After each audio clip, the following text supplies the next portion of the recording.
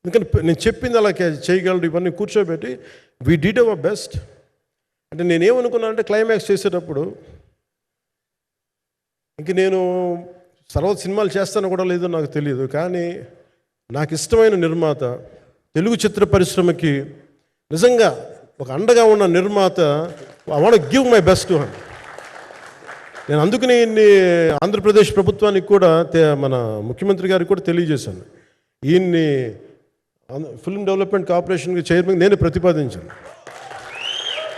అంటే నాకేంటంటే I don't want to be political. ఆయన నా నిర్మాతని కాదు, ఈయన అందరు హీరోలతో తీశారు. ఈయన పాన్ ఇండియాలో ప్రతి ఒక్కరు తెలిసి ఈయనంటే ఇలాంటి వ్యక్తి ఉంటే మన తెలుగు చిత్ర పరిశ్రమకి బాగుంటుంది. అలాగే ప్రత్యేకించి తెలుగు చిత్ర పరిశ్రమ అనేది నాకు ఈ టాలీవుడ్ అనే పదాలు నాకు వాడటం నాకు ఇష్టం ఉండదు.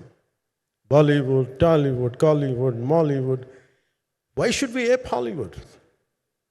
We have a greater story narrative ability మన దగ్గర ఉంది. We have a greater story telling ability. We don't have to ape Hollywood.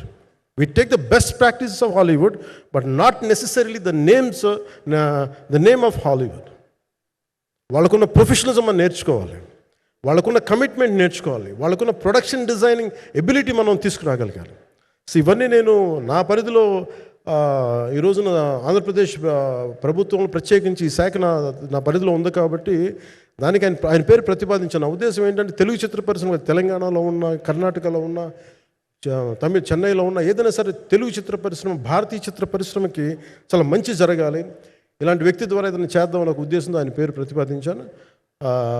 భవిష్యత్తులో అవుతారని మనస్ఫూర్తిగా నేను ఆశిస్తున్నాను. అందుకని అన్నీ నా చేతిలో ఉండవు కదా, అందుకని చెప్తాను.